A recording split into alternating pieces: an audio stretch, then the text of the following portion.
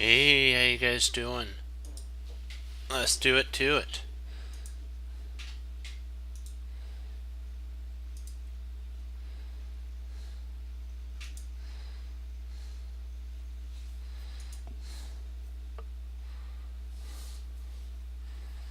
Alright.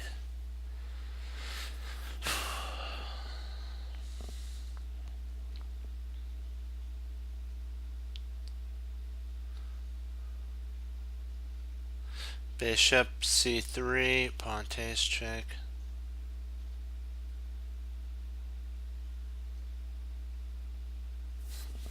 Let's see, bishop c3, b takes c3,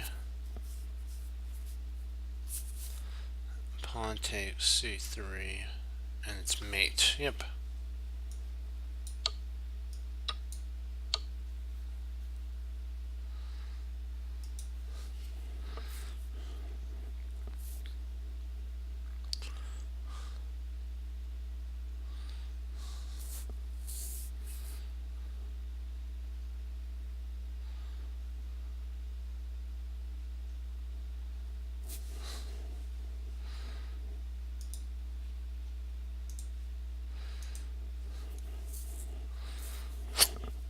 Excuse me.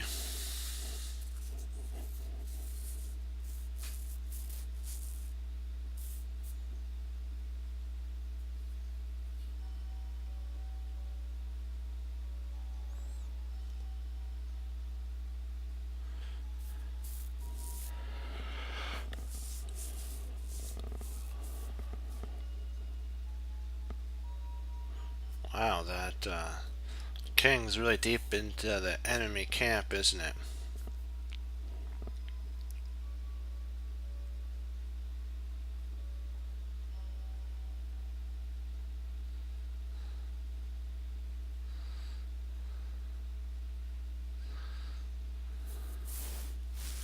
Let's see, knight d6 attacks the rook. When the rook moves, then we play knight to c4 and we win the bishop with check. Let's see, knight d6. If rook e7,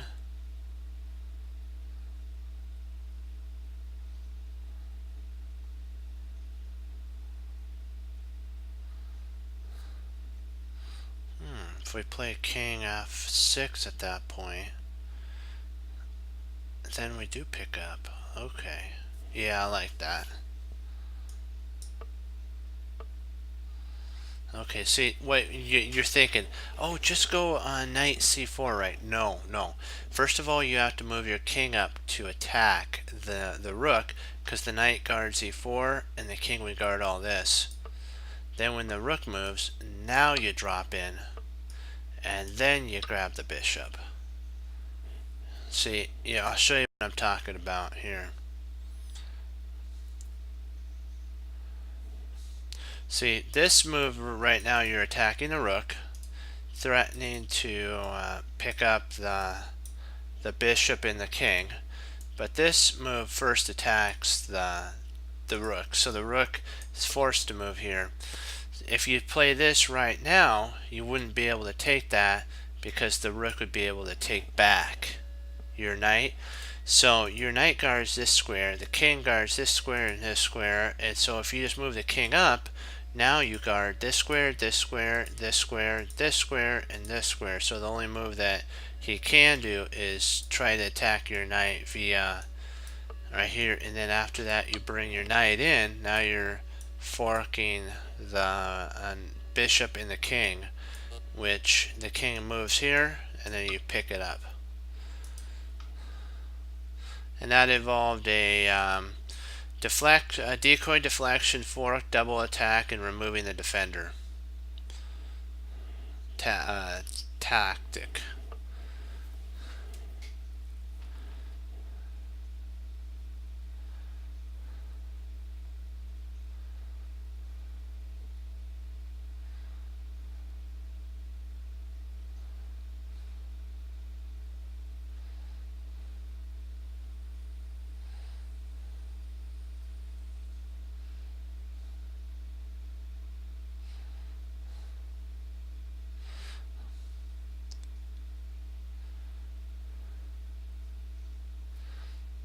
I'm thinking about, see, all we need to do is pin this G bishop. So if we play rook B1, which pins the bishop to the king, then we can actually play knight F2 mate. It would be a smother mate. Smother mate if we were able to do that. But now we have to consider what is the best move for white in this line. If I know what you're thinking, if rook B1, you're thinking, what about bishop F3, right? Bishop F3 attacking the queen, right? Well, then what you do is you play rook takes G1, rook takes G1, check. King takes G1, and then queen E1 mate. So we're good either way. So this move's a strong move. No? Hold on.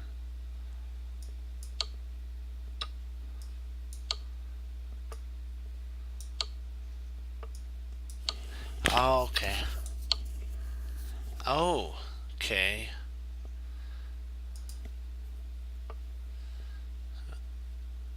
Okay, so you pull the bishop off, and then, okay.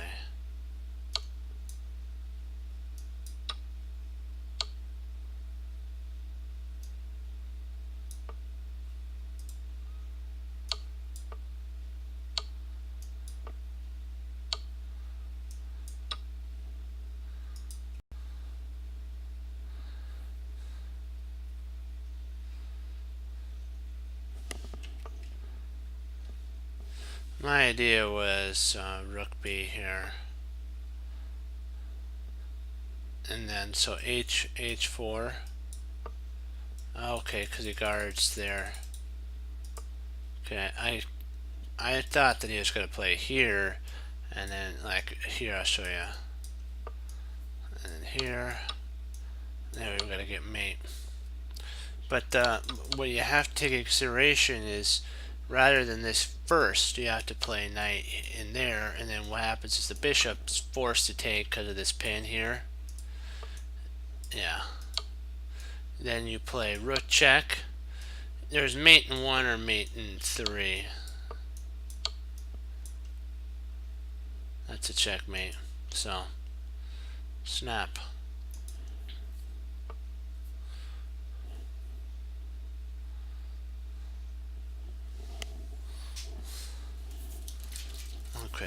Okay.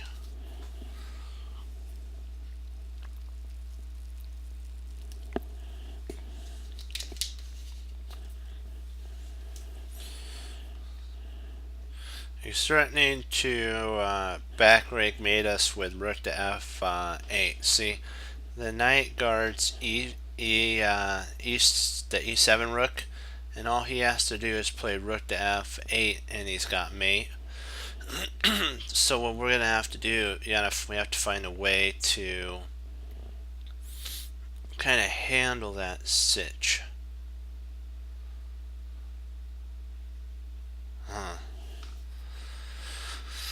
And also implement our plan at the same time.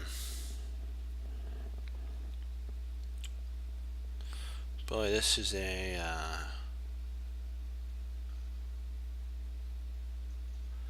interesting thing here. My candidate moves are bishop G7. That's a move that I was thinking about. Bishop G7 to pull the rook off of coming to F8. We may have to sack a bishop to pull it out of off of this, file.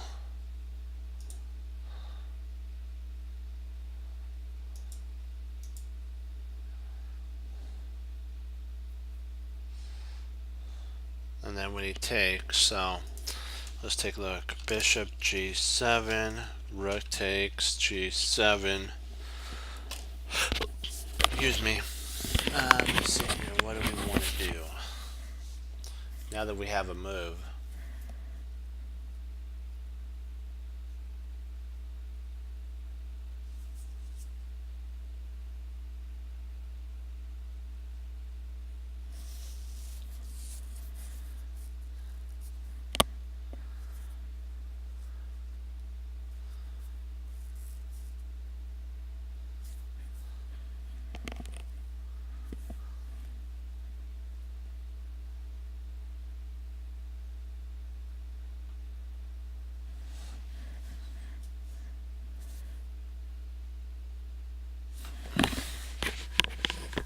So is there any checks?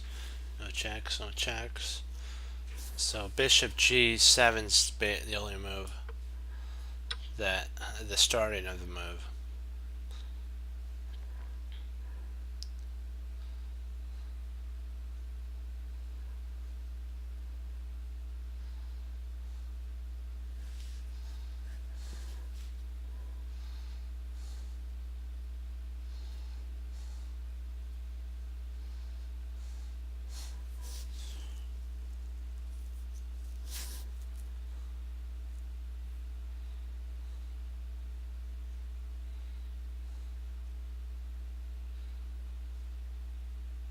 Knight takes d5, attacks the rook.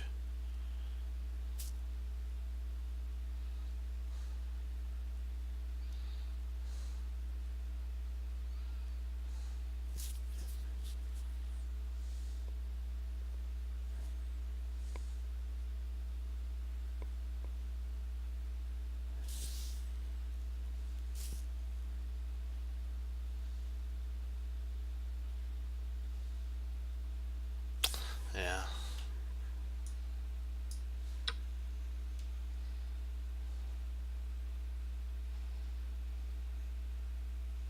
Just curious about the continuation though. So you have to pull the rook off.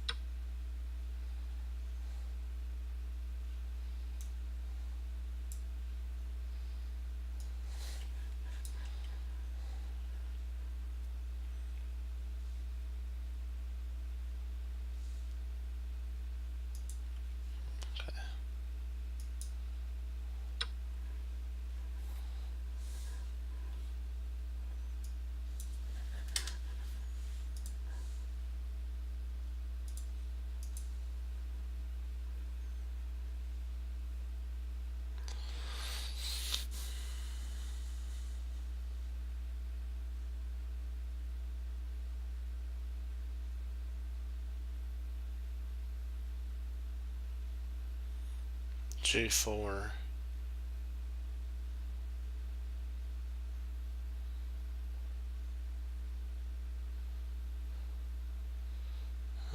Queen A4.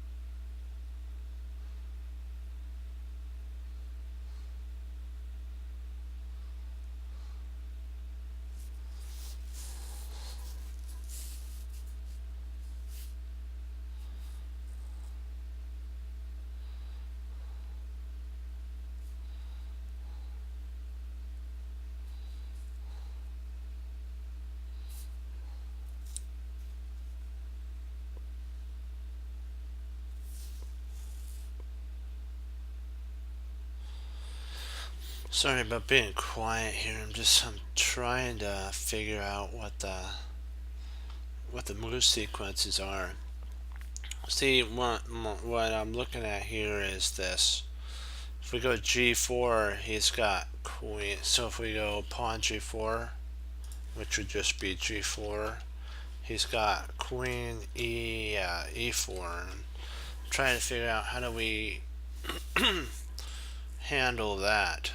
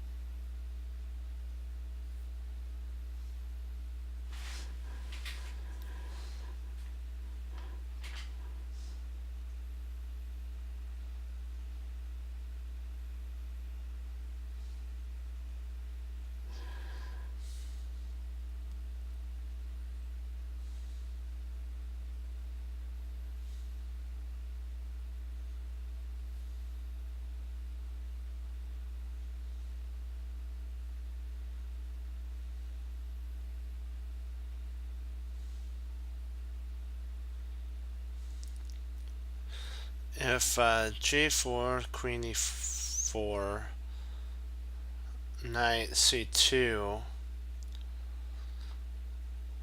and we could trap the queen.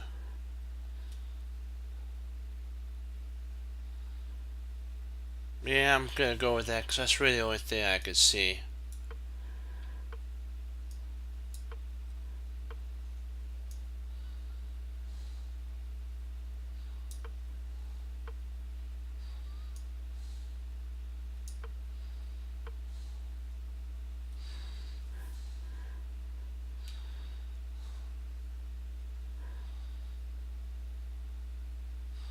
So if we take the knight, do we get anything? Yeah.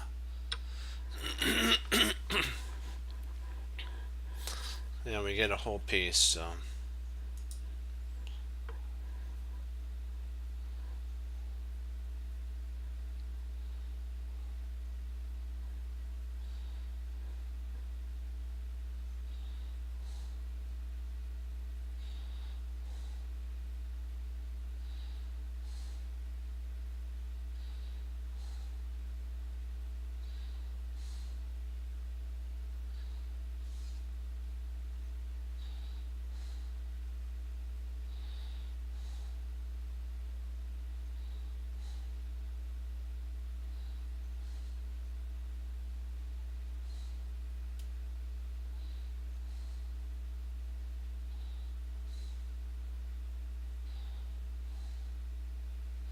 This is an interesting one. Knight takes H5, check, G takes H5, and then bishop.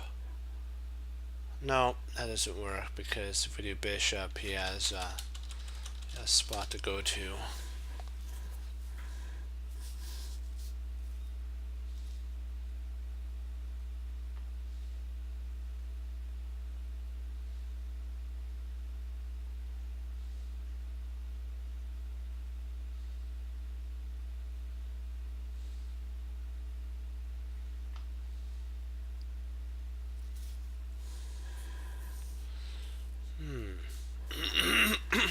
Excuse me. Let me see.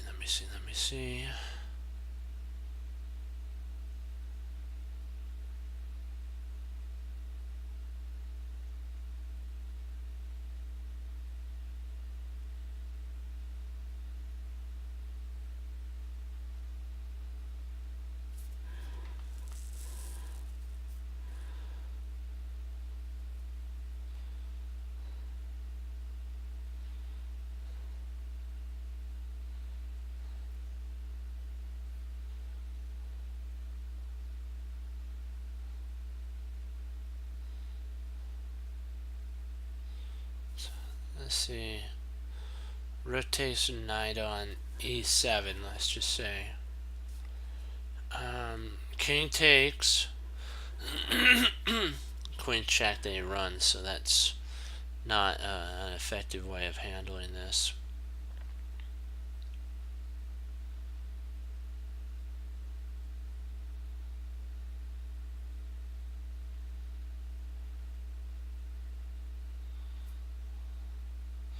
Knight d5, check, e takes d5, or if knight takes d5, then we have mate with queen g, so he won't take, he'll take with the pawn, yeah.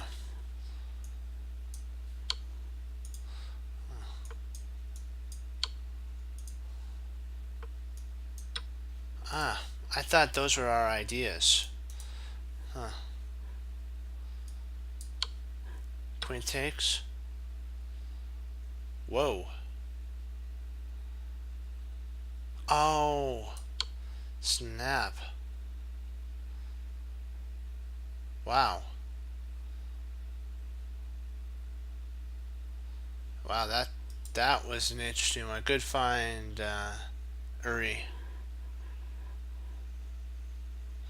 I was thinking of this here, but then he can actually go there and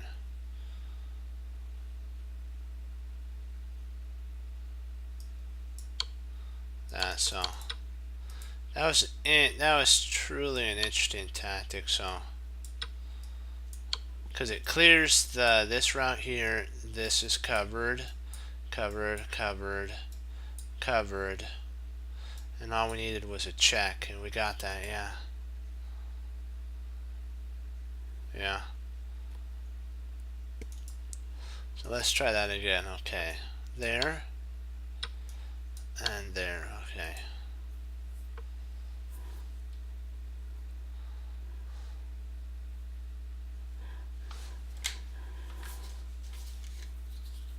Alright, another rook, bishop, knight, and bishop. Okay.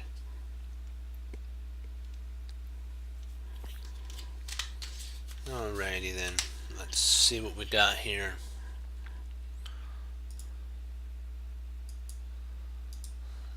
Okay.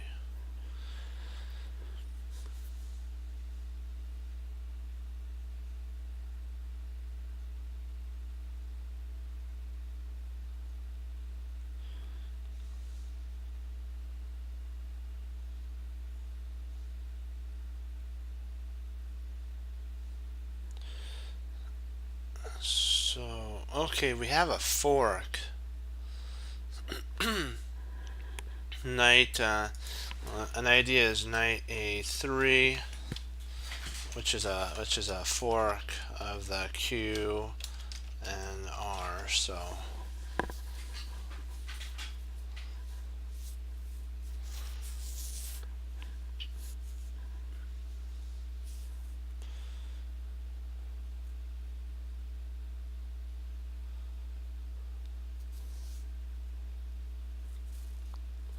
what's his best move in that forking line?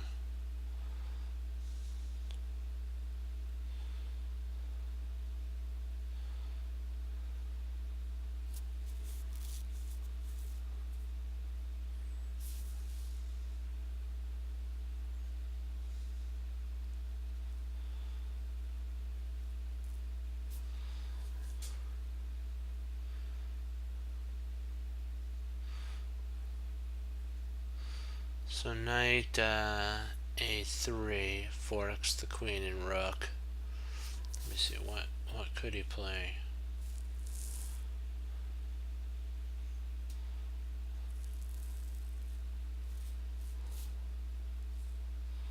Maybe queen f.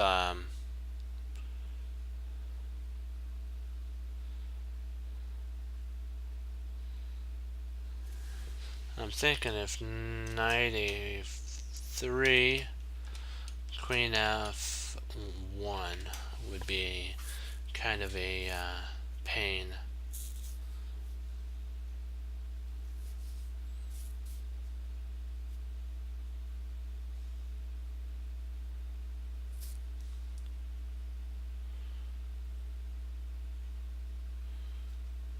but I think we'd still be okay.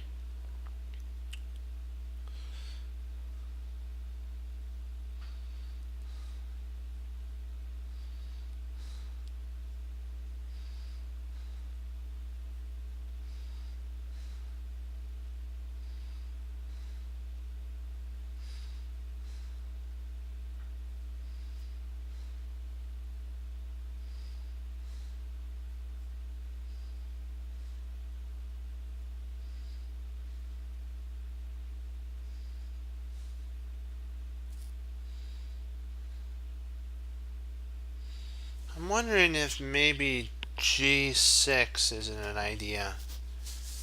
Trying to get a passed pawn, because we've almost made a passed pawn here.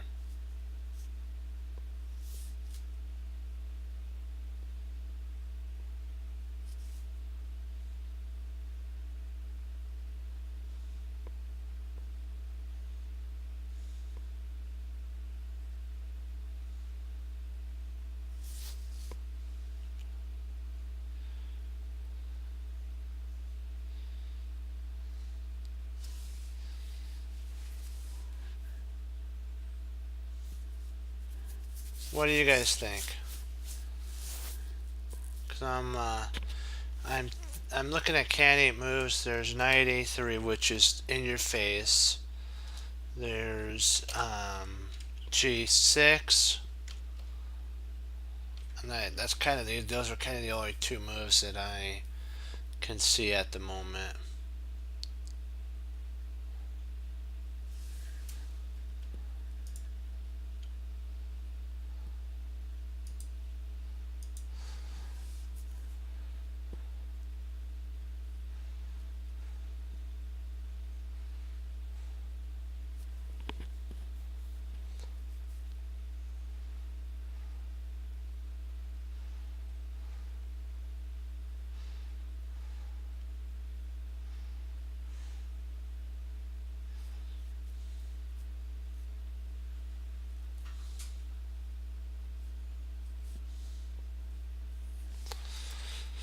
Yeah, like g6,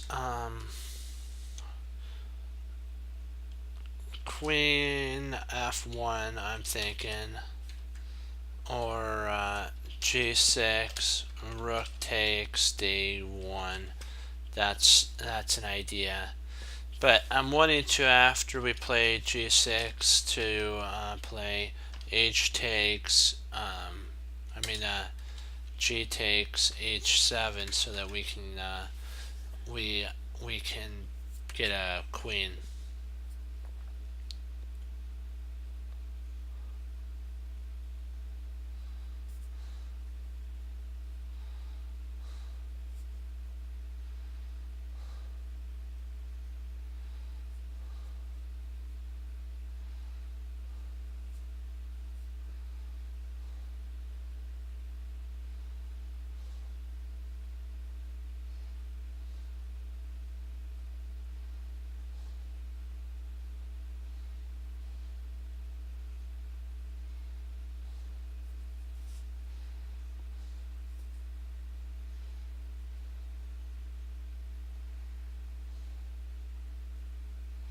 So g6, if rook takes d1,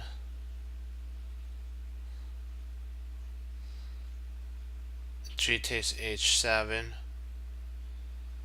and then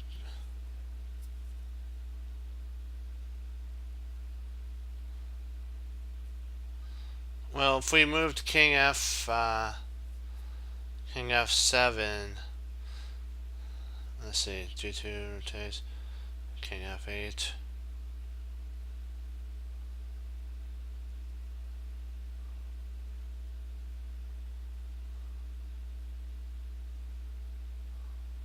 Oh yeah, you're right. I'm sorry, you're right. I was thinking of white, but you're right. Yeah, it's legal. It's legal. Yeah, I'm thinking that that's the move.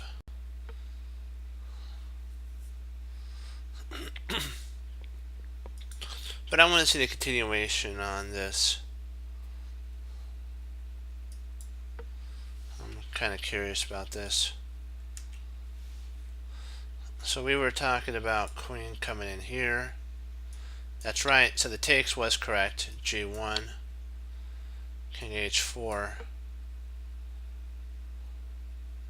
queen H1, king G5, and then we're gonna be able to queen G1, and then we flee in there. So that doesn't work. If rook takes, h takes, first checks, king h4. If he tries to get some mating ideas, okay, yeah, then we queen and it's checkmate. So he can't bring his queen in. So he's got to play rook h, king g5, check, and then there's really no way to stop. Basically, you'd have to play there. Yeah.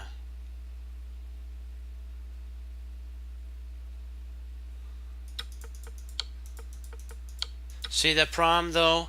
What you have to do, you have to make sure. See, I'll show you. If we just pushed onward, I think it's a draw if I'm not mistaken, because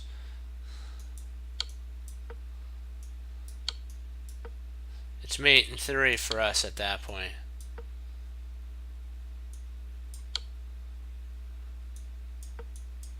So it'd be checkmate because of this one pawn here protecting this rook. That pawn right here protecting the rook allows for this mate to happen. But if we before that, if we take, then if we try this, if he tries this here,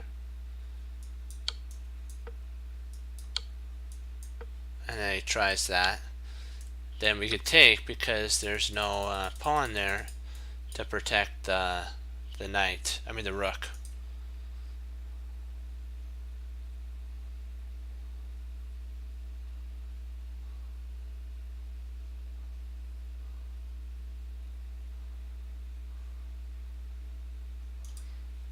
Yeah. It's kind of a small twist. That's what those 2500 level puzzles do.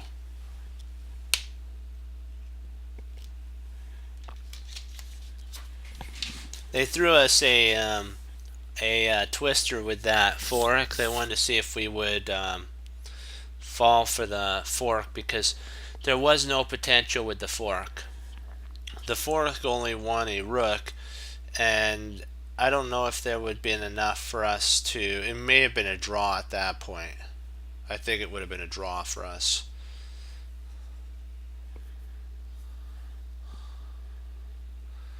Let's see here. Let's see.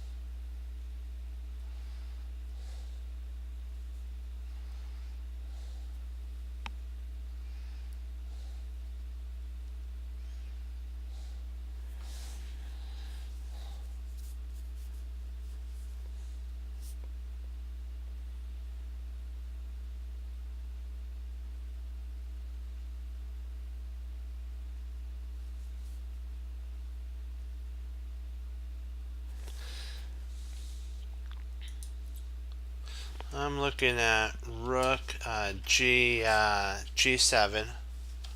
Rook G7. He has knight H5.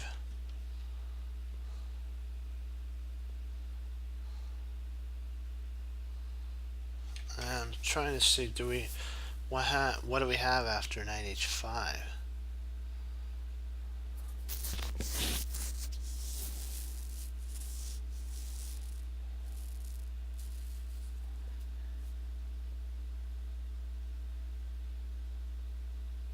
Actually, we could play rook f8, rook g f8.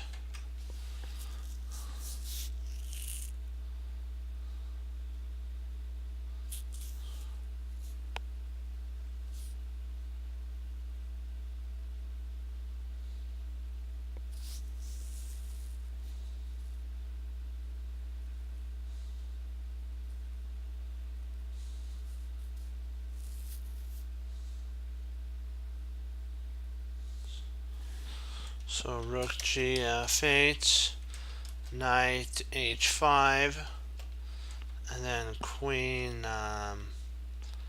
e7.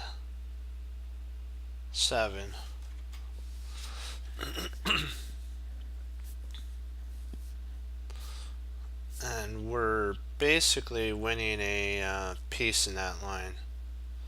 I think we're up a whole piece in that line. I don't really see any way that he could save his knight.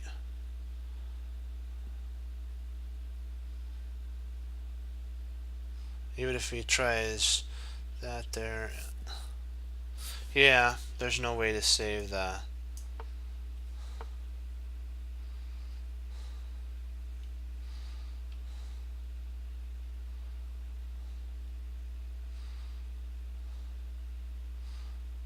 Yeah, we pick up.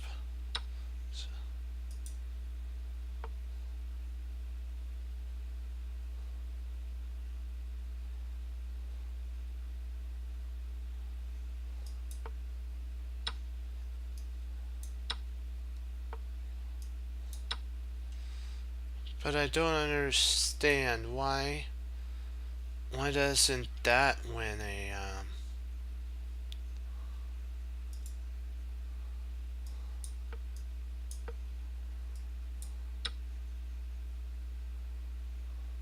oh, drat, I should have looked to see what his idea was. He wanted to clear out a spot for the queen. I gotta be observant on that. Drat. I have to be more observant rather than just looking at taking the piece. I did not see that. I gotta admit I didn't see that. And now that he takes,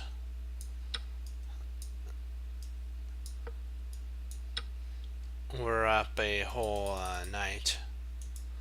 Okay, I admit I didn't see that.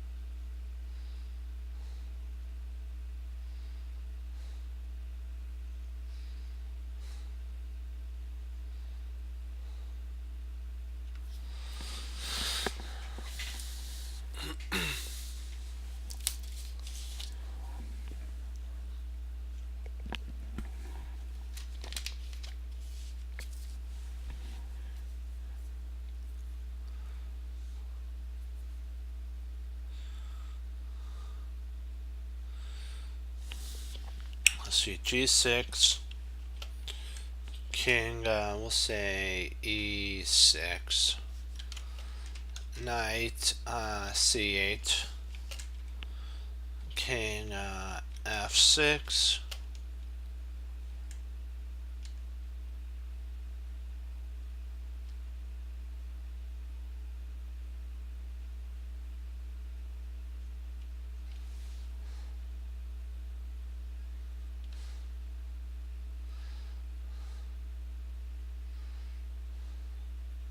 well, maybe we attack the king e6, knight c6 attacks the rook.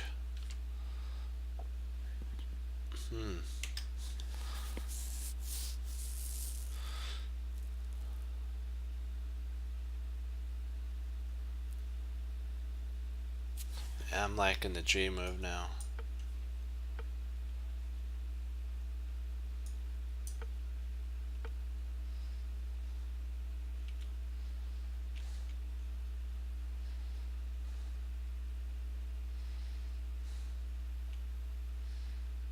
push.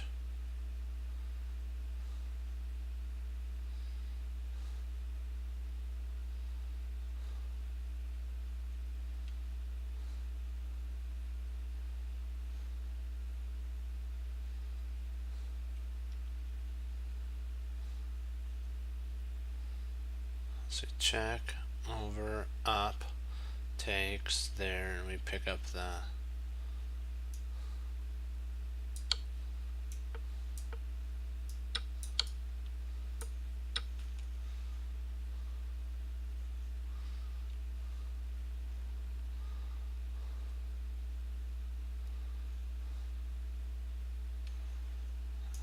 take a quick break really fast. Let's see here. Let's see what's going on in this.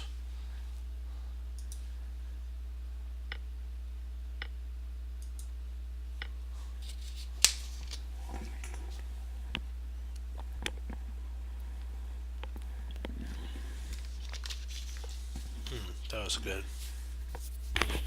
Sorry about drinking your guys' ears. That was sometimes tea. Sometimes you get the right taste of tea.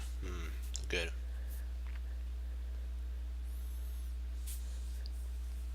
It's good always to see.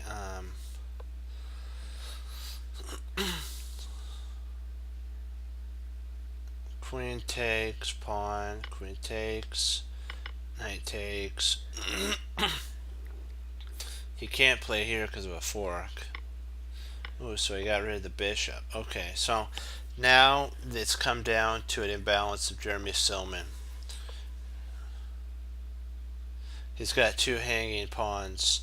So what you're going to have to do is protect the hanging pawns. He's got a lot of space. Tons of space, white does.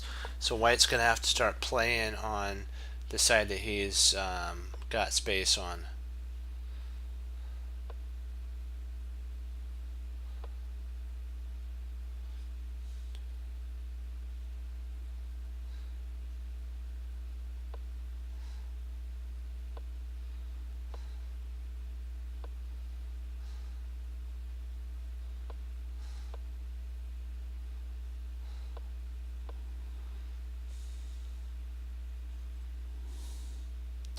Wow. I gotta say one thing that white has been reacting to all black's moves, and if you notice, black's gotten a better position now.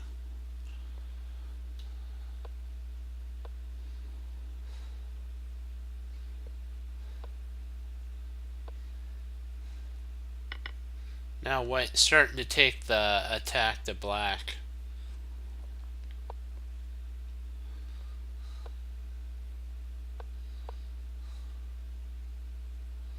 So you see how the tempo changed for white. He started playing good moves now, better moves. Now this move is really scary here. This is a scary move because oh, okay. I think he wants to double up here and try to win this knight.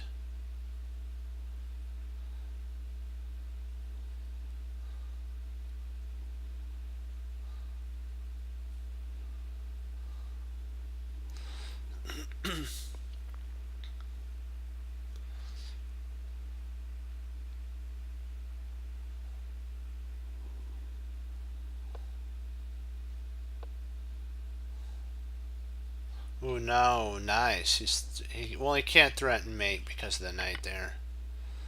Wow, I can't believe he did that.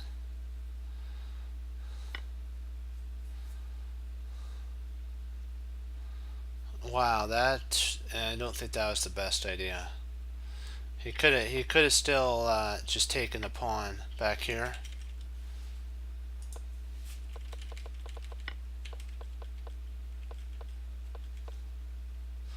When he played there, he still could have just taken this pawn with the rook. And I know what you're saying, but can he play there? Well, yeah, he could. But then you have a rook takes, and it's, yeah. by letting the pawn queen, he let the game go. So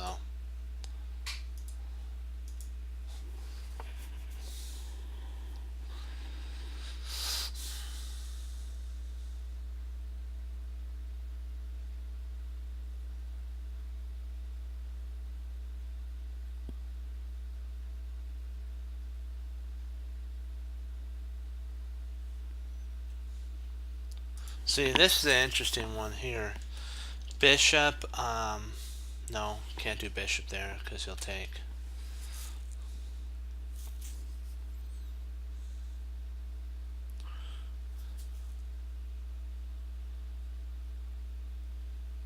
See, bishop takes, no, b takes a3, b takes a3, bishop f4,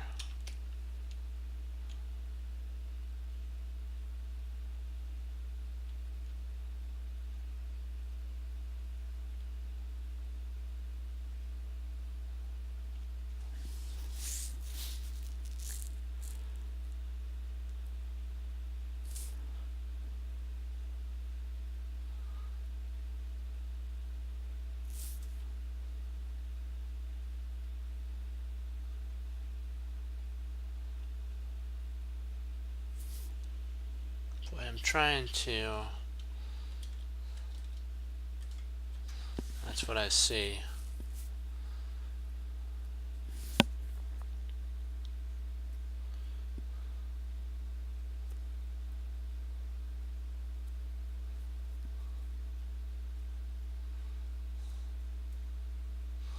And then I'm thinking that if we play bishop e5, f takes e5, f6, and maybe we try to get a pass pawn of our own.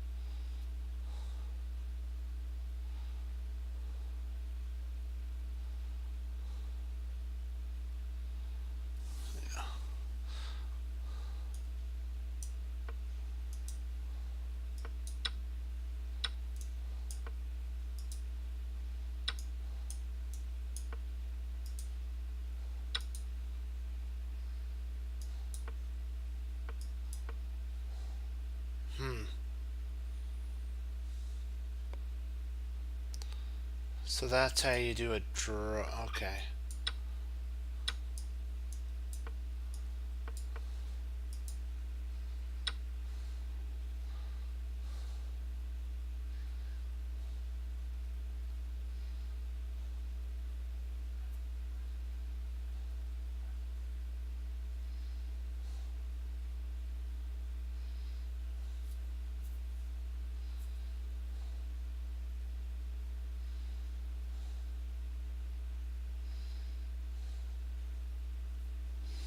I'll be right back.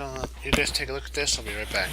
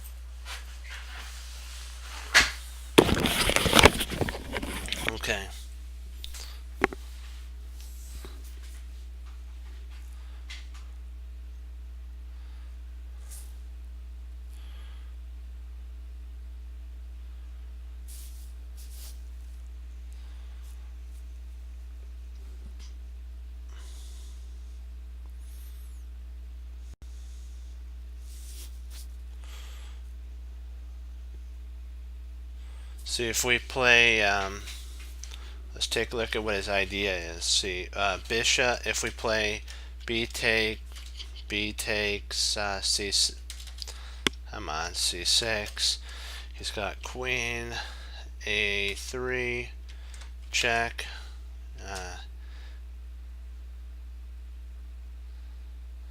And we're in kind of a pickle at that point. If king B1, then he's got bishop F5 check, and ooh, not good, not good, not good.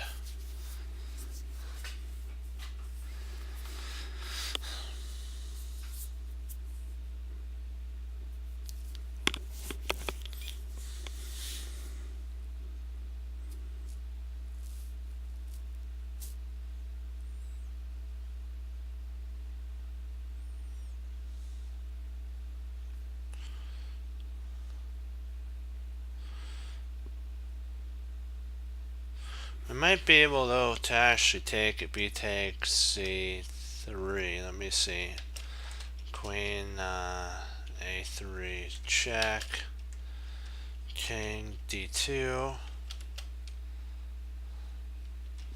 Queen takes A2 check. King E1. Maybe we can cover up and still be a whole rook up in that line. We might be able to.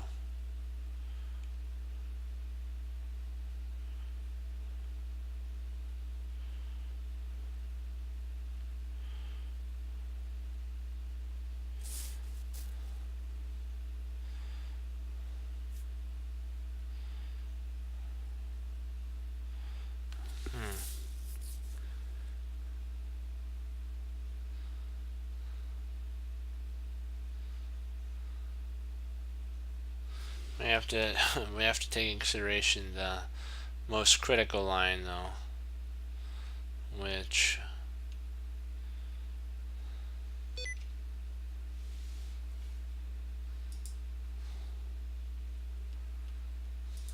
that was weird. If B takes C3, rook takes C3 check, king.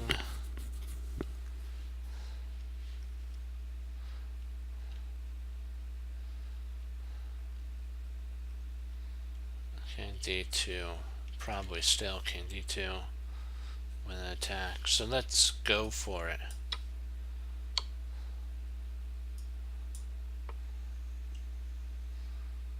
There we go. We can hold. We'll hold it to the end. Yes, we will. We can run. We can run and we can hide. And we're up a whole rook. Yay! In that line.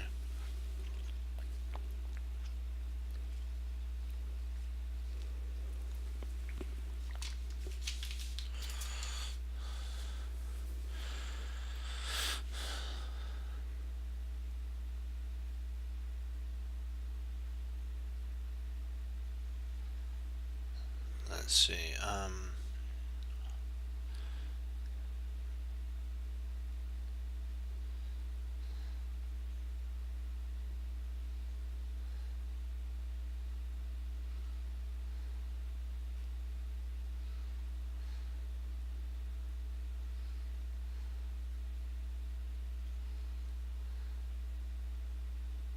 H5. Let's take a look at this. H5. H4.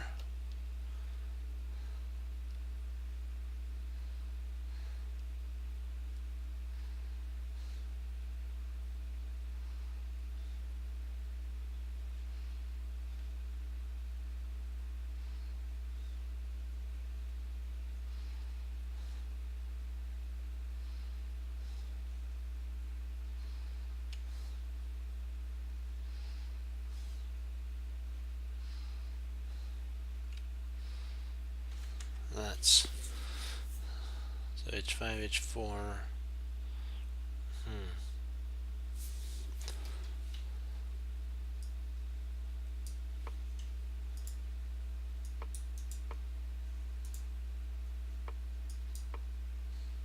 try and let me see, what am I missing? So here, okay, so there.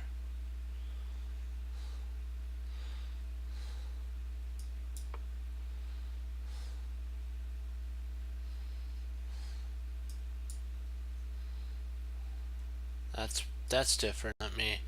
Let's go over that line.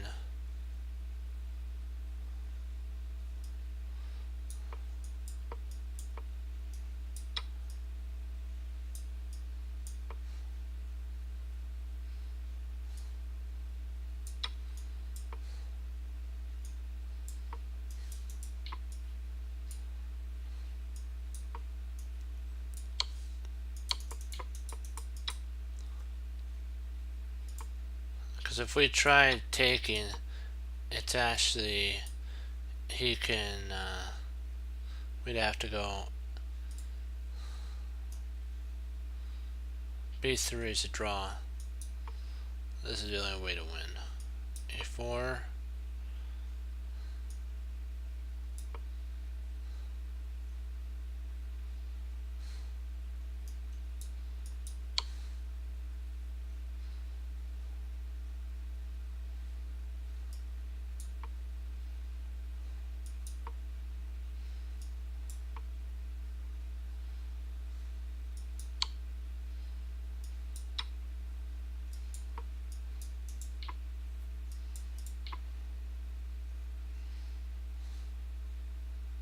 Yeah, wow.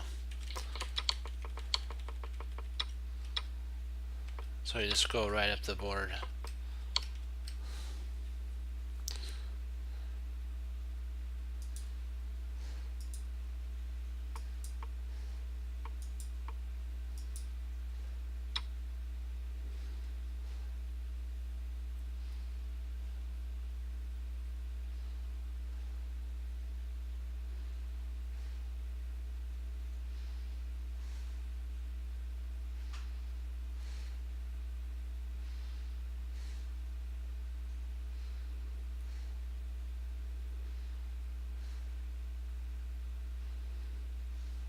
We have a knight that we can evolve. Let's see, knight takes.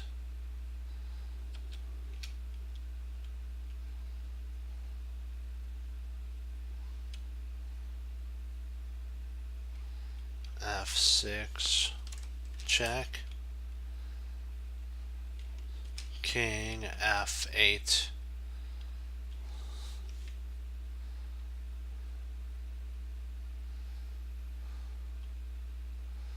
And then we have mate 2 after that. Yep. Oh!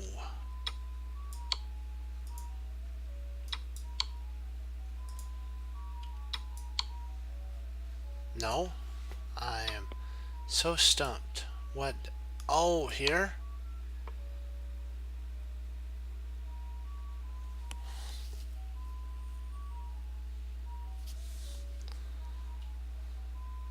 Really? So not that. Not that either. I'm still... That's puzzling. Let me see. Oh, that.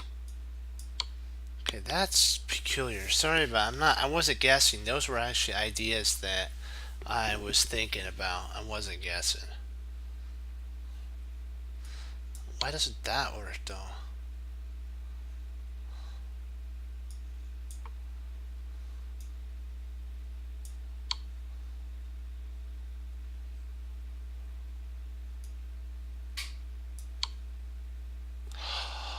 Oh, snap. I forgot about that.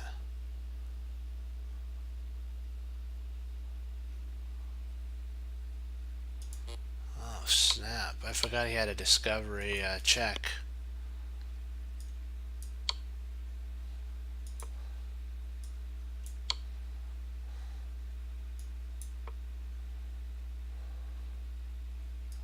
Okay.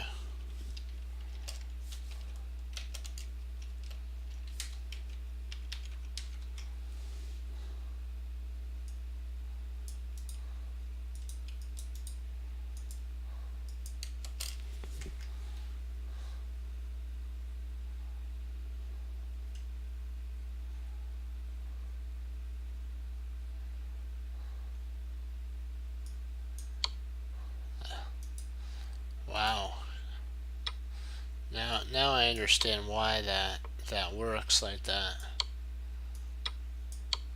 I didn't know that before. I was I forgot he had a discovery there. Yikes.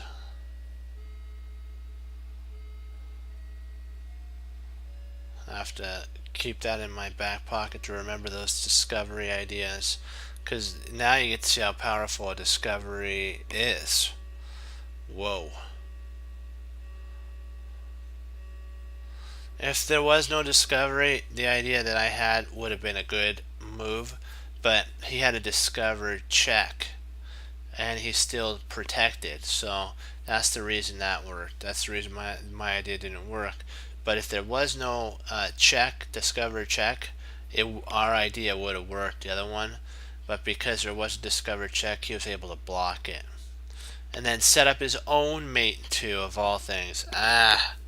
That's not fun. Not fun at all.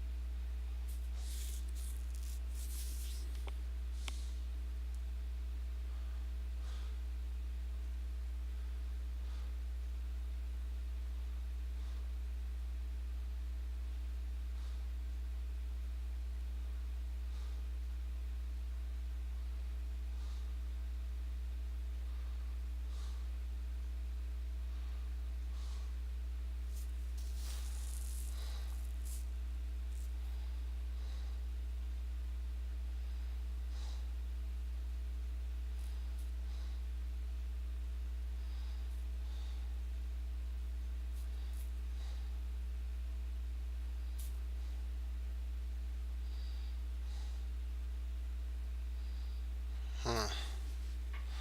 Let's see if we have any ideas here.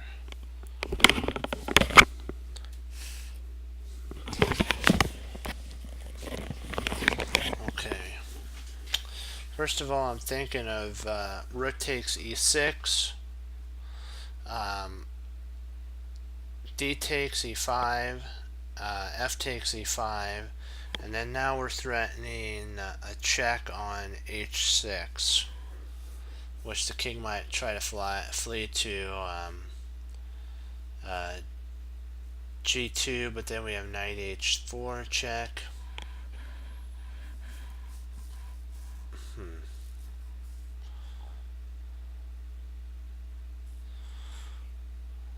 And then we could bring rook h6 and then have a discovery there.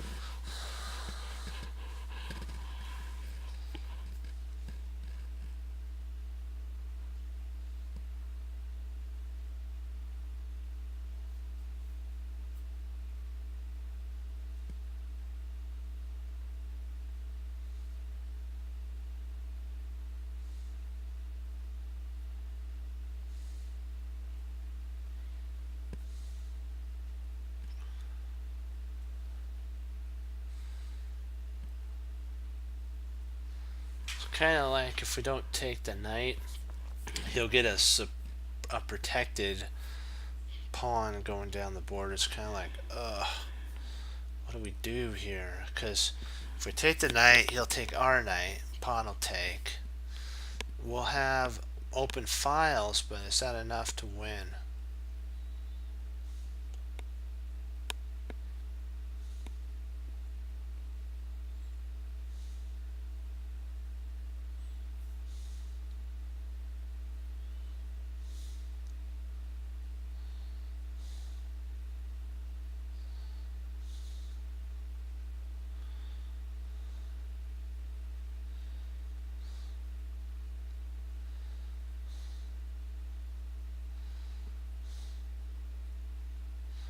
Let's see, we do have knight.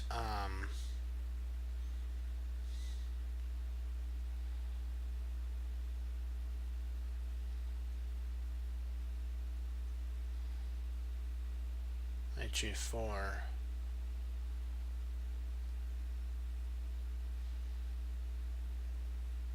Ooh, knight g6 is interesting. Knight g6, d5, rook takes e6, d takes e6, and knight f4 is mate. Yeah.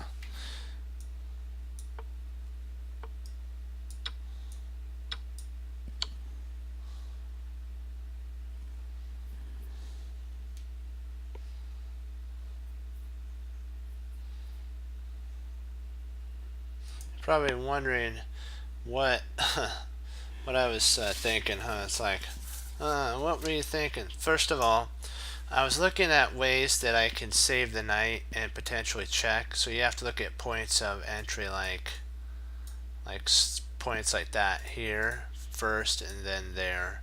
That's mate, because this knight would guard that spot, and this knight guards that spot, and the rook guards there, and also attacks the king at the same time. I know there's a lot of arrows there.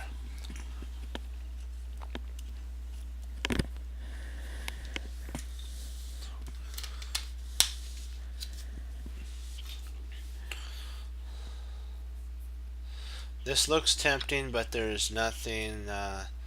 If he takes, then we take rook h1, and we don't really have anything after this. He just flees, and it's actually a draw at that point. But the interesting thing is here, you have to be able to see that when this is guarded by this knight. So when the pawn pushes, you have to be able to see, you gotta exchange sack. And when he took back, it ended with mate. And the majority of your opponents will do that, probably. Maybe if they've read Jeremy Stillman, probably not, but you never know.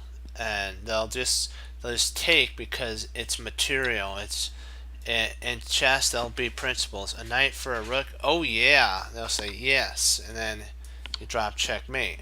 But you got to be able. That's why doing tactics is very important, my chess friends. Is so that when you sit at the board and you see a combination like this, you get this, you go, oh, I know there's a drawback, and you see the drawback, and it's that point right here. You're like, if only I can get a knight there, I win, and then ditch this knight, I win. How do I do that? Wham, wham, rook takes, and then boom, checkmate.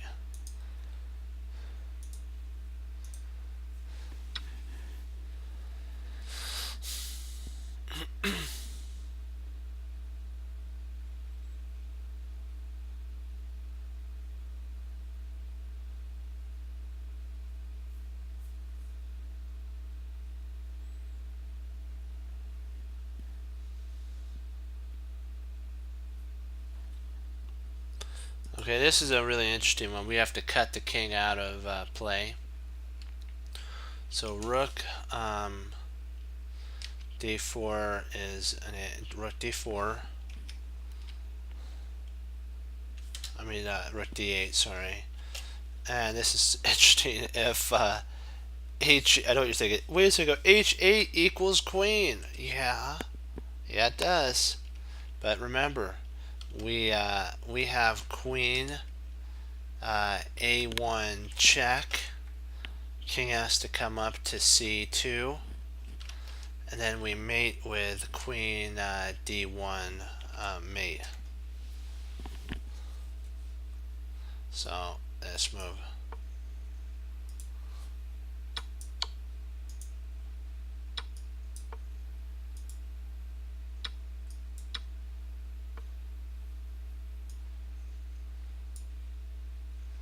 Oh, what didn't?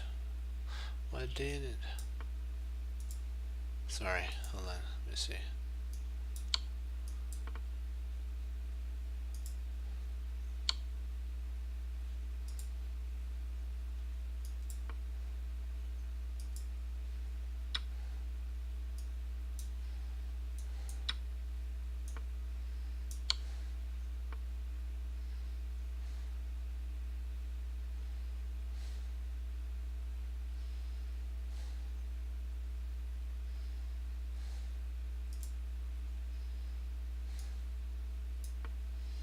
Oh, stopping that. I want to see if our idea works though at all.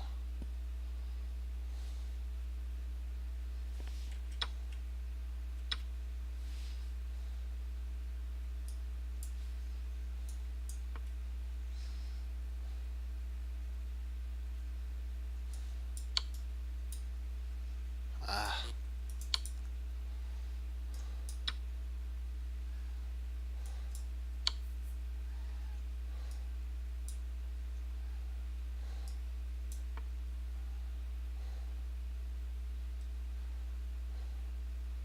Okay. Let's give it a go.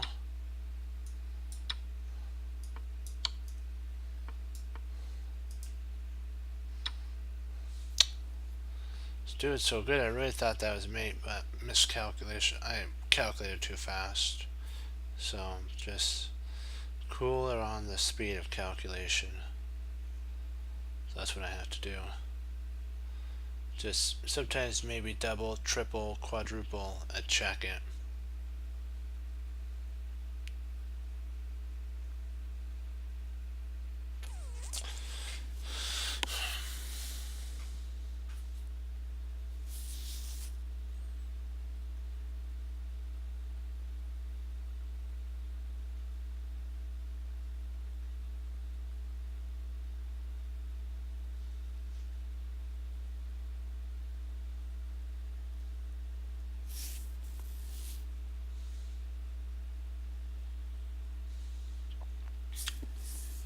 First candidate move that calls out is bishop takes h6. It's the first one, comma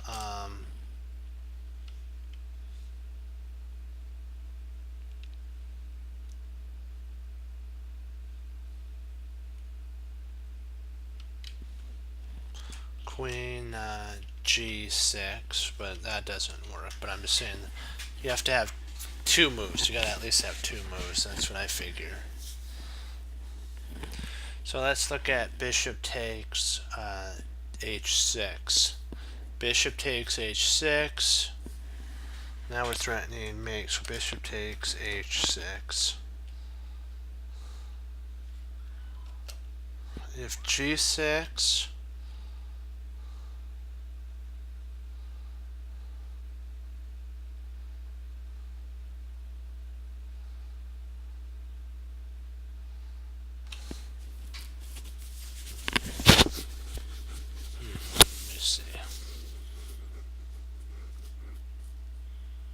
so bishop takes, okay, then g6.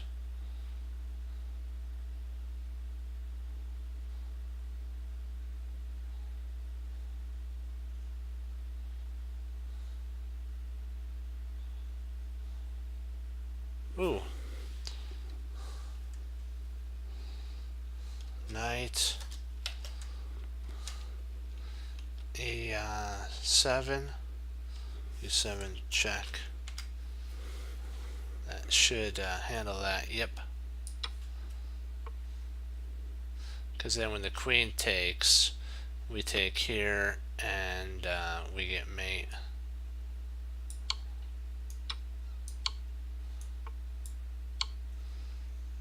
Yay! Hooray!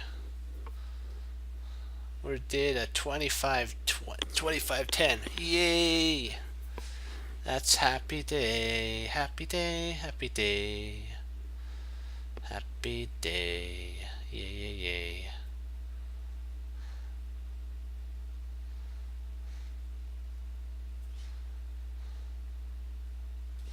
Okay. Let's take a look at queen. G, alright, E3. Check. King,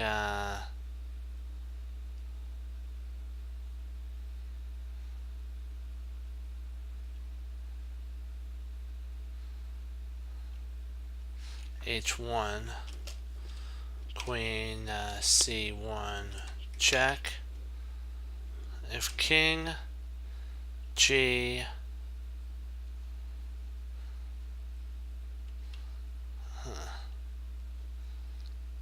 king, H2, and queen, F4, G3,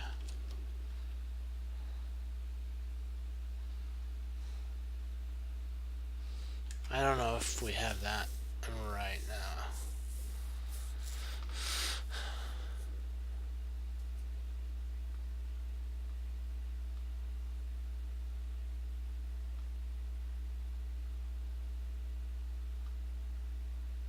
Oh, we do have a mate though.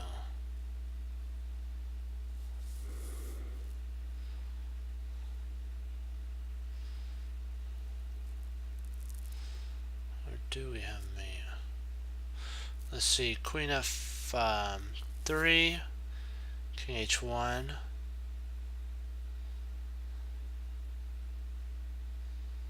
queen C1 check, king H2, queen F4 check, G3,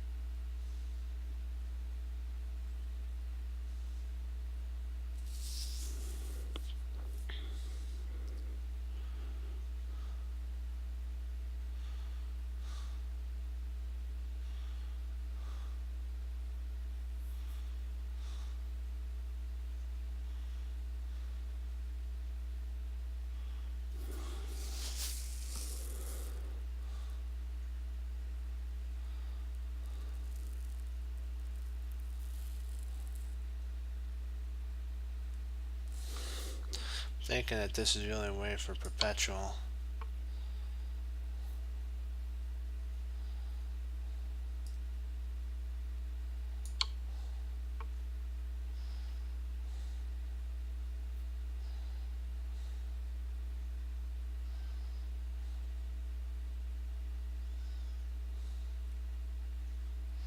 I do check here, intercepts there, and then it's all over.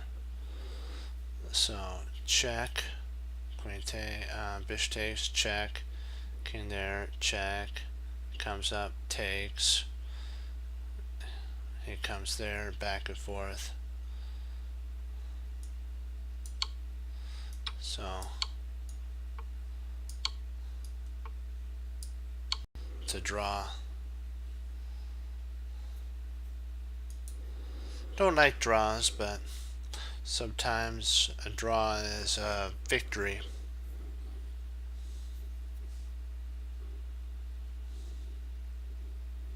So how we're doing for time. Perfect.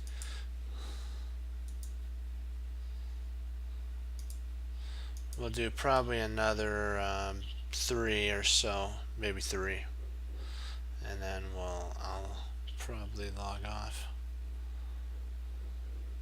All depends on how long it takes us, as we're not going to rush these.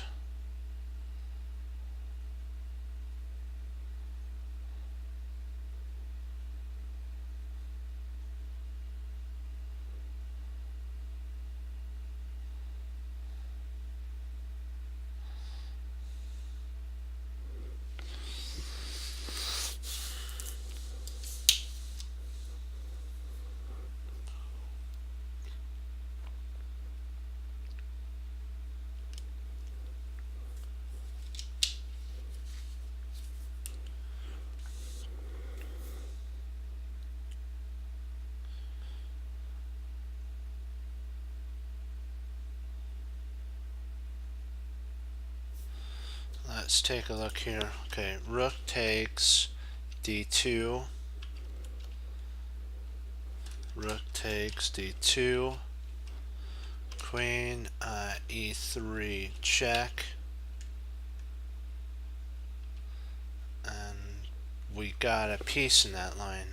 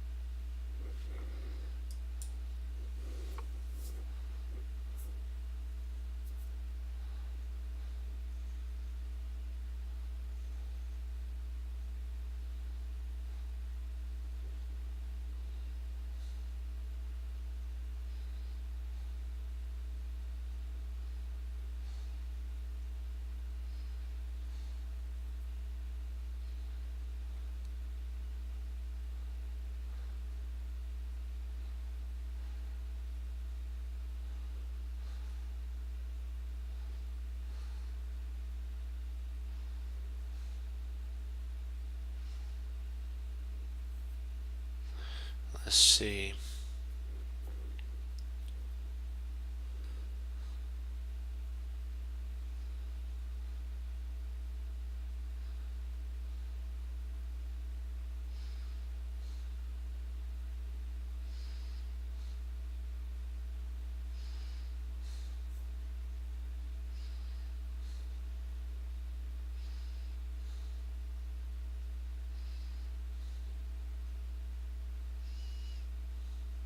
See, d takes e7, queen takes e7, knight d6.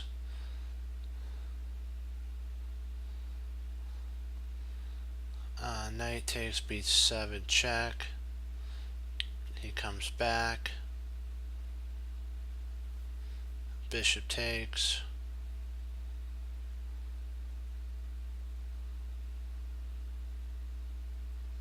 Or maybe better is just take there. If we take here, well, no, if we play there,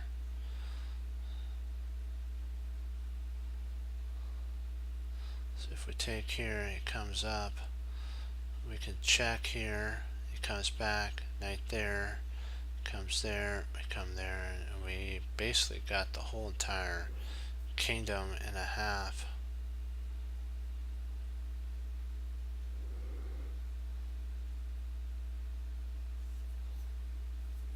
So knight here, there, there. Trying to remember the sequence. Hold on, because I want to get the sequence right. See, knight d6 check. He goes to d8. Then we play knight takes b7. And when he goes back, we play bishop takes. And with king, if king takes, then we bring the rook to d1.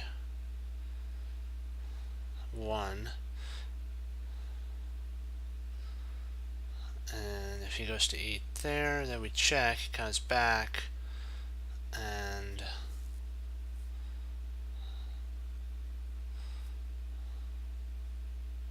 permanently, Batman. I'm trying to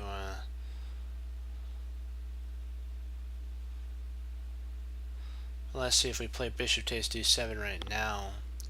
King takes d7, rook d1.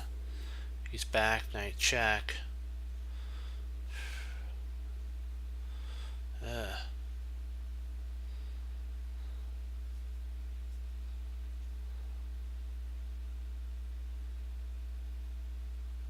Yeah, I'm just gonna go with the bishop takes here. I'll probably don't tell me the knight was right. Oh, I should have went with that idea.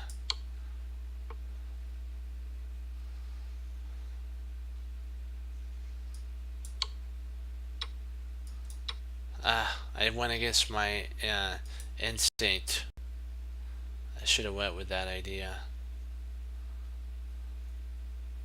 So here.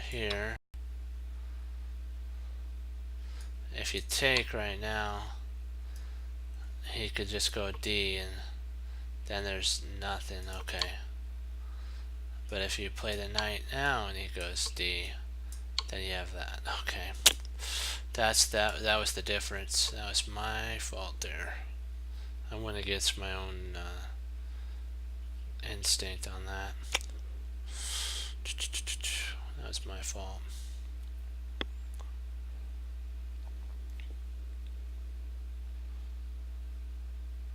Okay, but we'll rebuild that against. Don't worry.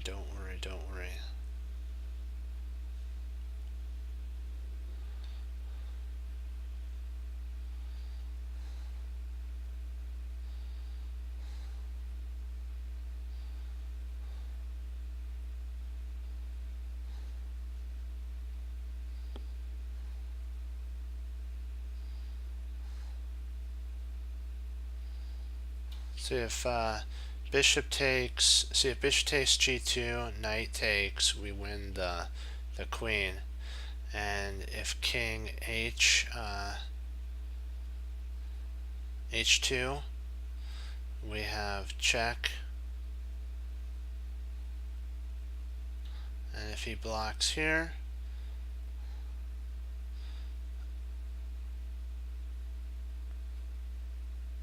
we can play bishop takes. No, we can't play bishop takes.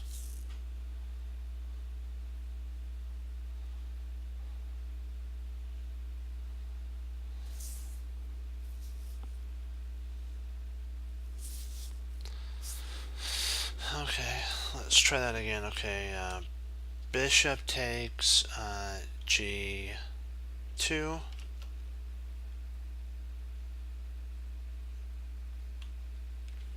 King h2.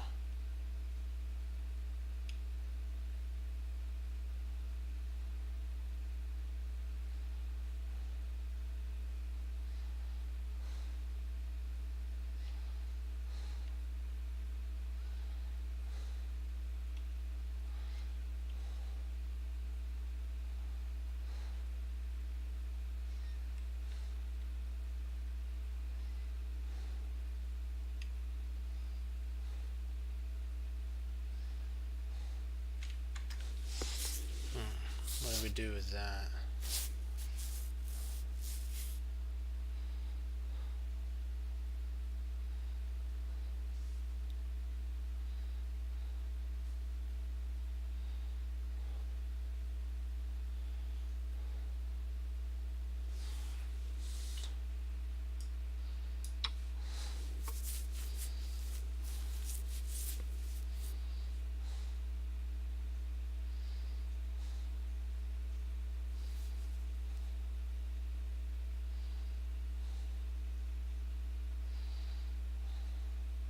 See, queen takes, knight takes.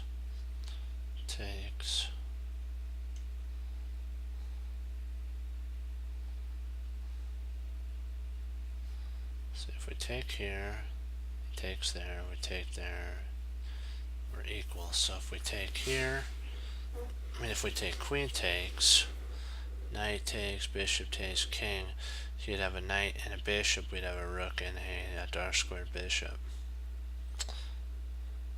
Okay.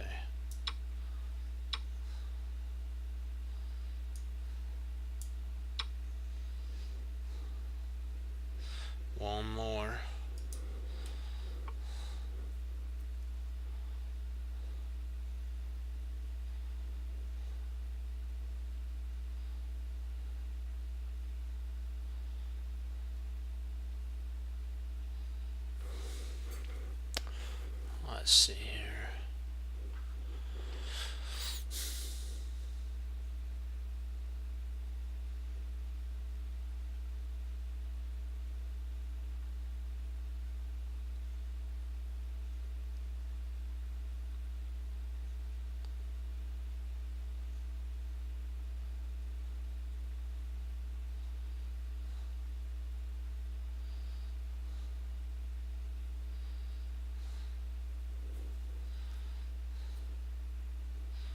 So you have 4.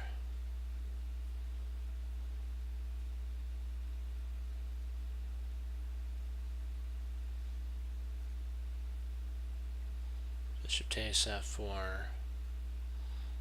Rook takes f4.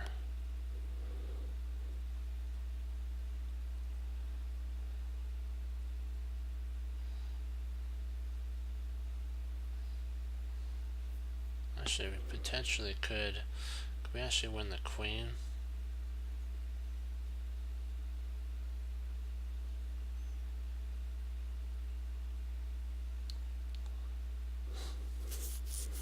Do we win a piece? I'm trying to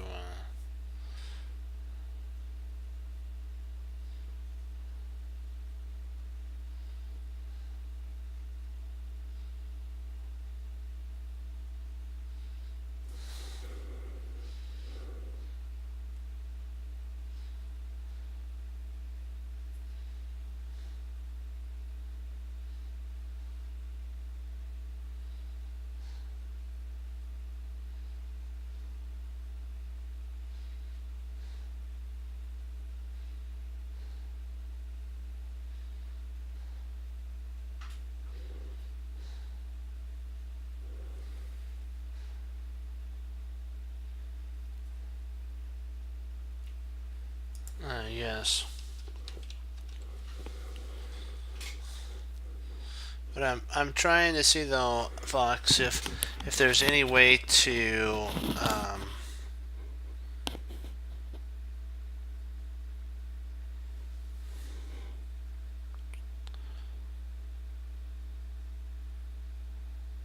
like, and with f4, if queen f3. I was trying to see if potentially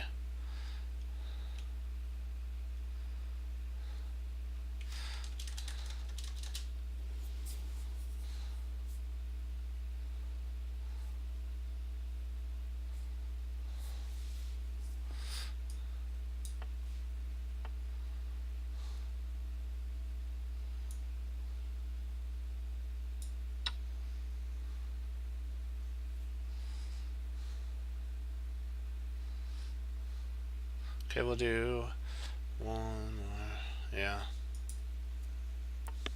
One more. Just one. I can only do one more. Maybe. Let's see. What time is it? Oh, I might be able to do maybe a couple. I'm not sure. Let's see.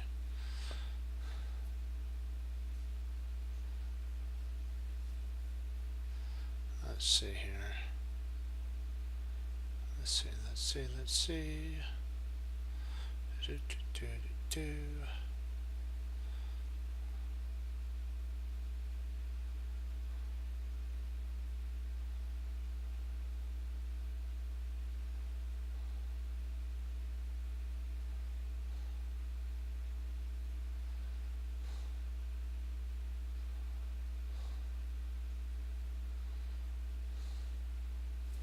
I think we can pick up a bishop and still be a rook ahead if we play knight b3, check.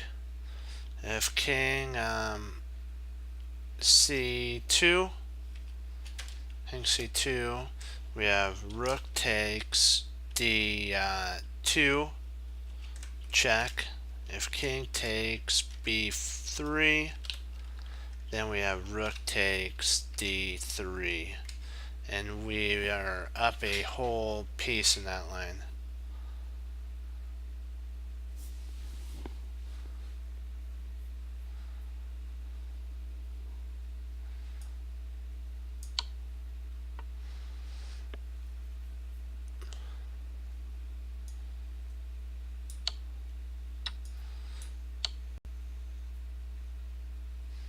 try one more. Let's try to get to 2200. We're so close. We're so close. We'll do one more, and we'll take our time, because I gotta say, we're gonna get 1 point. Doesn't matter, even however long it takes, we're gonna get 1 point, and that'll put us to 2200. So let's make sure we get this one.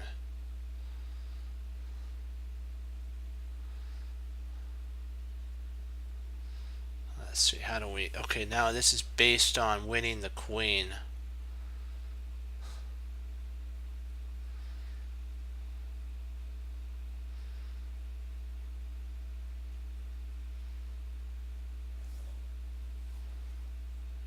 Come on. Come on, come on. Come on, come on. Let me see. Let's see, check. We have to do the proper checks.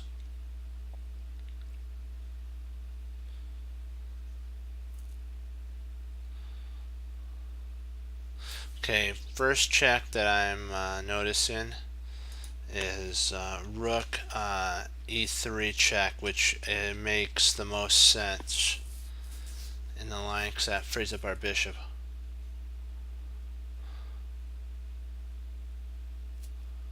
Oh, he does it? Oh, you're right. Oh, that's right, he does it, does he? Well, let me see. Can he go all the way back to b8 though? If bishop b2, can he go queen b8 though?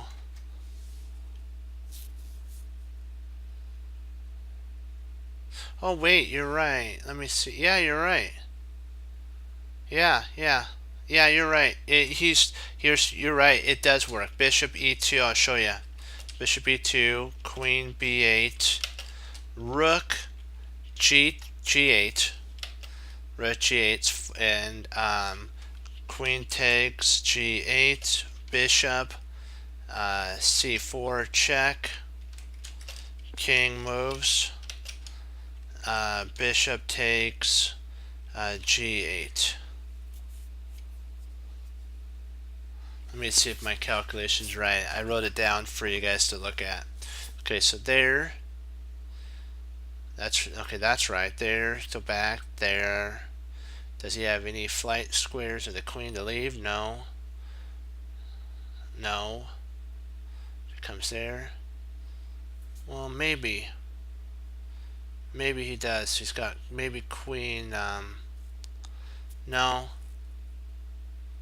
Yeah, queen B there.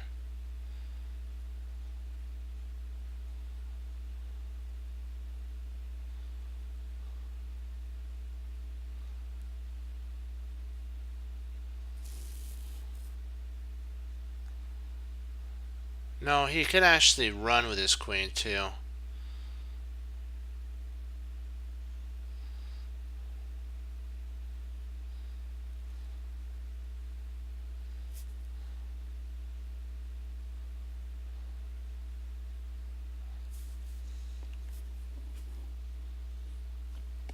He can run to e5 if he wants to. No, he can't run to e5. No. Nope. Yeah, you're right on. This move here is right.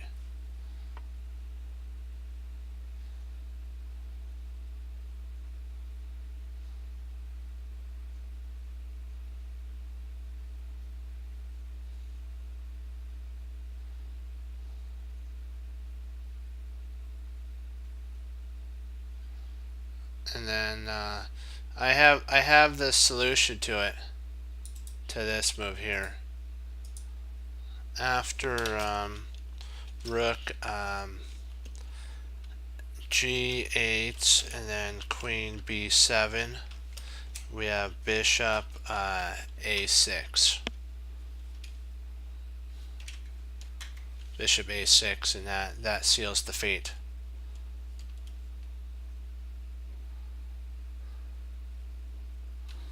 That seals the fate. Yep. You got it.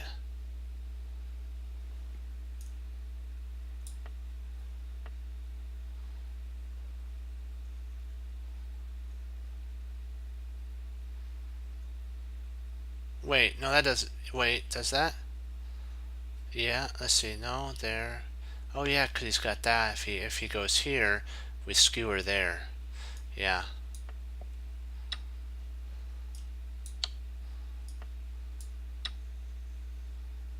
I'll show you the multitude of lines that he has.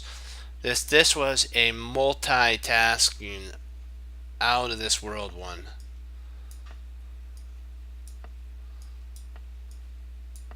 If he tries here, we got him.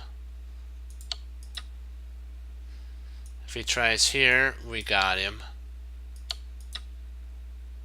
If he takes here, we got him. Let's see, is there any other ones?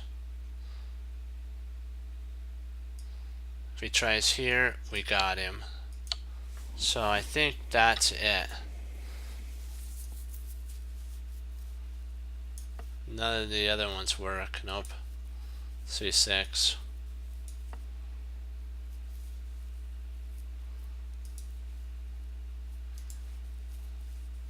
Okay, Fox, do you have a game you'd like to go over before I log off? Because I can go over one. I have about like 5 to 7 minutes that I can do left before I gotta log for the night. If you have one you'd like to go over, we can do that.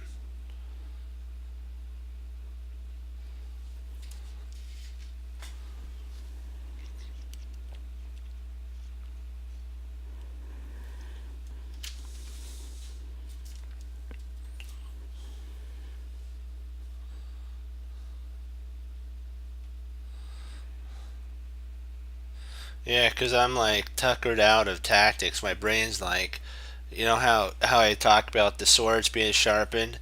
Mine has been sharpened to, it's like, it's a need to a rest. We need to dip it in the water, and so I like going over games. I like going over, you know, games, and then we get to learn from them.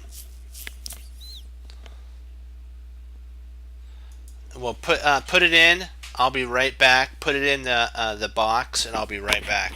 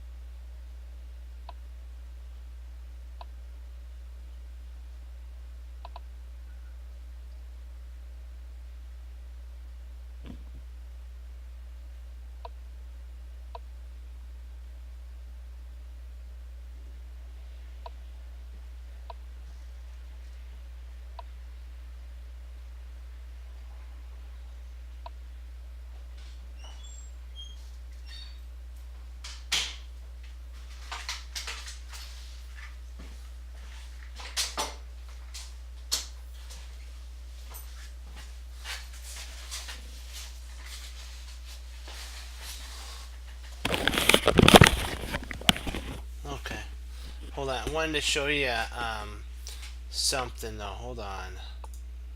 on this board. There's one more move. If he takes here, I forgot to show you guys, we have this move here. If you're wondering, we have that move. Okay, but I almost forgot to show you the sweetest combination. That was a sweet combination. Okay, let's do this. Oh, okay, there we go. Why is that having a problem? Let me see. Ah, perfect.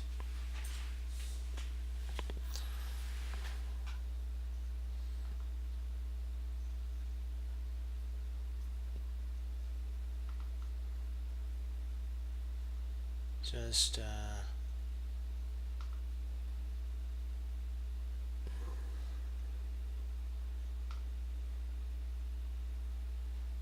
just one piece of advice: don't play the b4 check move. I played it. It's not a good move. I made it. It's bad.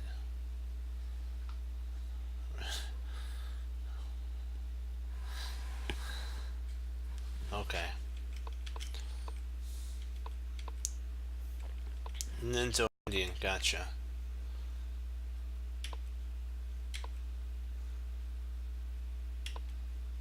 So this move here is the move you were talking about. Bishop. Oh no, bishop b4. You said. So we'll have to. Oh, I gotcha. Bishop b4 check. Gotcha. Okay, so you must be black in this line. You must be black. Yeah. Okay. Yeah, you don't want to do this. This violates the principles of Jeremy Silman and some of this stuff because now not some the center, because now he's fortified his center. If white Jeremy Silman says if you can get a center and hold it and be undestructible, then you'll be able to use your center and attack around it and eventually win. So the check idea allowed for your opponent to basically support their center, and you don't have c5 at this moment. So your only break would be f6 as black when that gets played. So you come back a4 to support the bishop. I don't know, that's kind of an awkward line for sure. I can see why though. He wants to trap your bishop with b. It comes here and then there, so you may have to play a6. Yeah, takes. In theory, whoever your opponent is playing principles really Jeremy Silman like, because your opponent sees that the center is locked. So what your opponent is going to do, Fox, is trade off a bishop for a knight. And more likely, if white knows what they're doing, white will either play knight d3 and try to get this pawn going, or maybe castle first and then go knight e1 and go f5 with an idea of cementing their center. I mean, not f5, f4, and cementing the center, which keeps it closed. And if your opponent is allotted again, they would most definitely trade off their dark square bishop for your knight, so that they'd have the two knights and you'd be left with the two bishops. And that would be the idea. That's if you're wondering why the bishop traded the knight, was because of the closed setup. So b4, yeah, and that's what they're trying to do, is lock this down. So now they have a pretty good bind, and that's going to be pretty hard to chisel at the d3 for a while. So a4, just going after the weaknesses.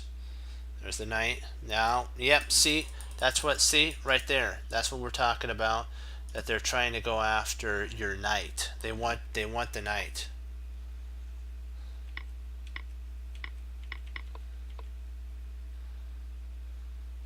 you might have to bring your queen up to defend, and when the bishop takes, you'd probably have to take with your king.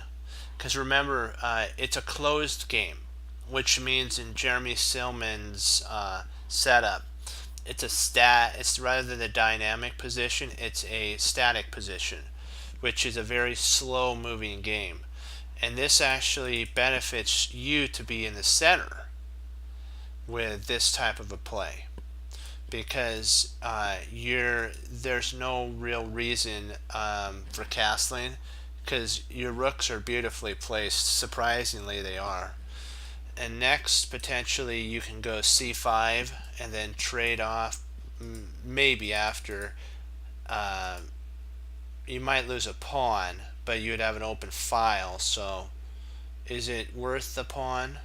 I don't know. It's kind of really hard right now for black. Yeah, it's just this, when this setup got implemented with the pawn structure, it became like the bane of black's existence. If somehow we can ever get rid of this.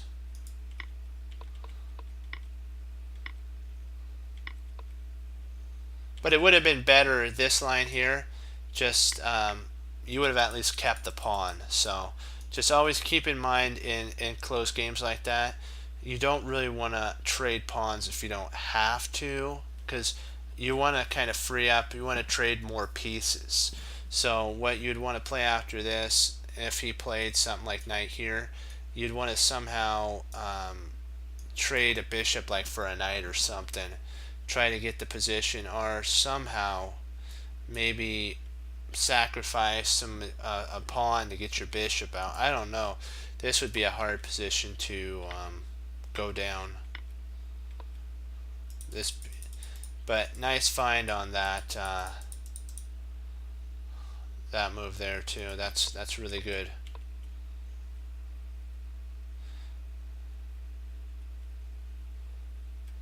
I know what your idea is, to stop castling.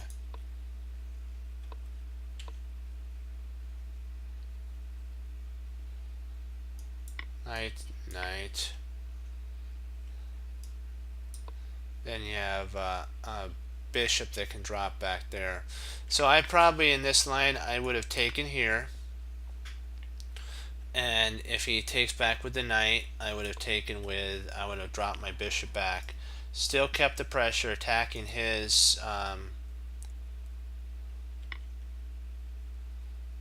maybe even, yeah, no, that attacks the queen. Then let's say the queen moves. You now have a potential idea of queen battery right on f2, so that knight moves in there.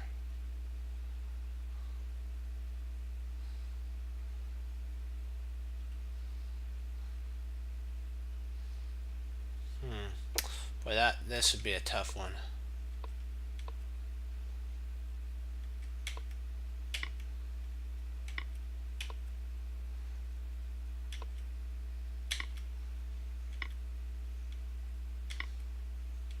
Nice. Wow, you did. I forgot what mate that is. It's the two bishop. Is it Blackburn's mate? Is this the Blackburn's mate? I know there's a pattern name for that one.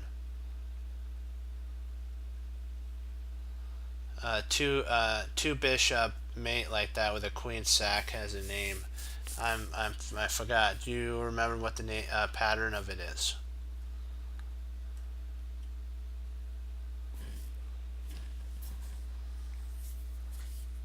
But excellent, excellent game. And you had a plan the whole way through. Yeah. Because I know that there's certain patterns. There's Anastasia's mate, there's the Arabian mate, there's a mate where you sacrifice basically both your rooks and a queen, and you get a mate. It's in Susan Pogar's, one of Susan Pogar's books. Yeah. There's a name. There was a name for these mates. Like Paul Morphy has a couple that are named after him, Morphy's mates. Then I think Blackburn has one. Um, there's another couple other ones. I forgot their names. It's if you're wanting to kind of know the names, they're in Tactics for Kids, the booklet. I know it says kids, but I'll have to look into that again because there's about like 4 or 5 different type of standard mates, and this mate right here is a mate that happens really often, but usually it's with a knight somewhere here protecting it. But a great job on the checkmate. Do you have any questions before I log off?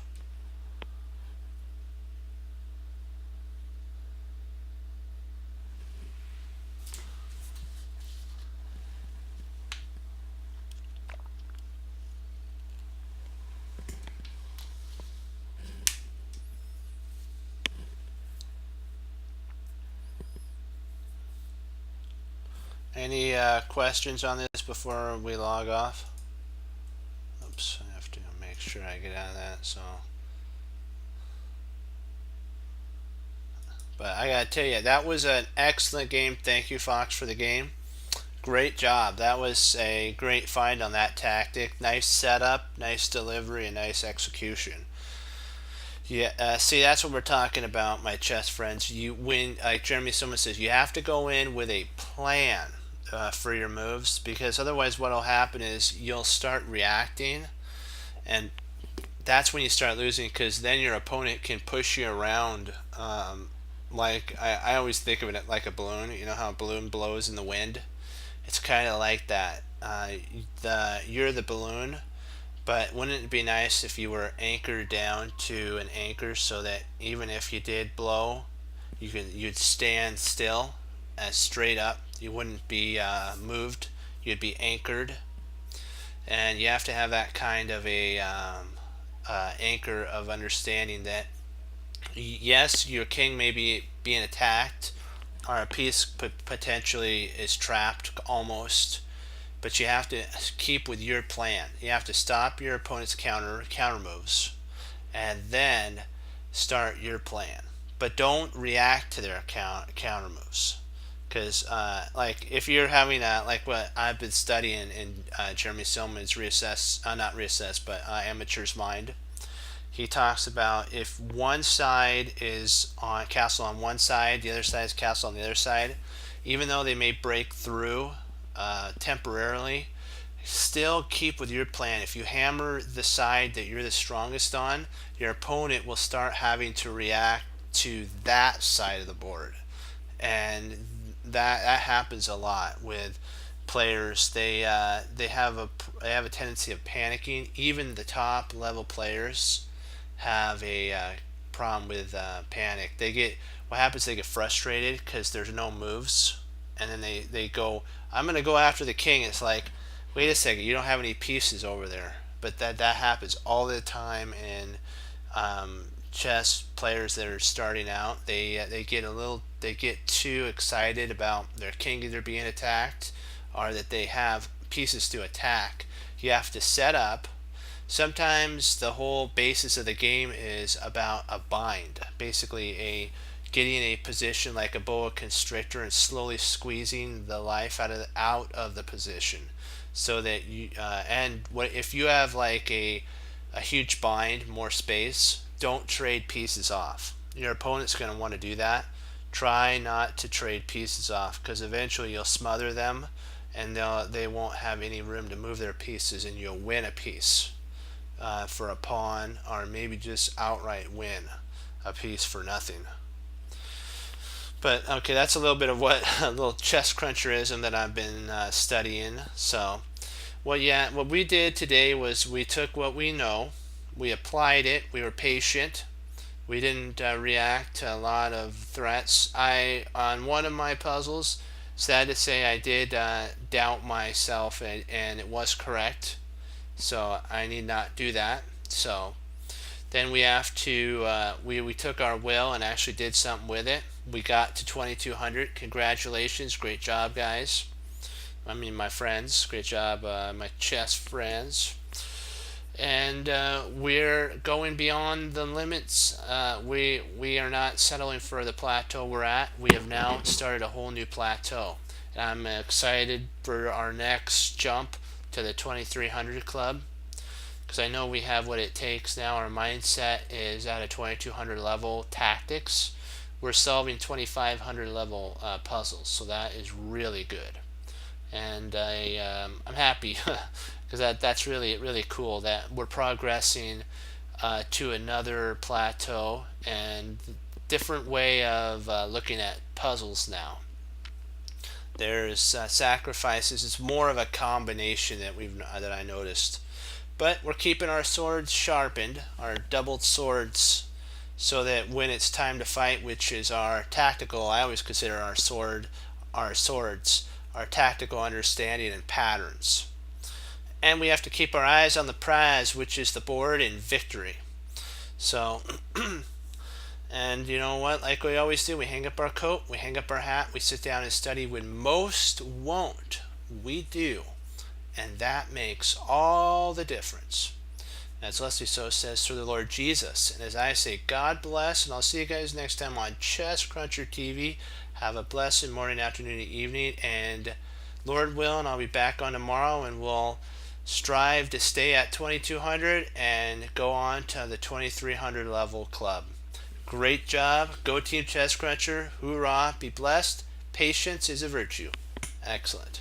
And always remember, serve the Lord, because he's the one that gives us our thoughts, and everything that we can even do. Remember that, because he's the one that deserves all honor. Okay, great job. See you guys tomorrow.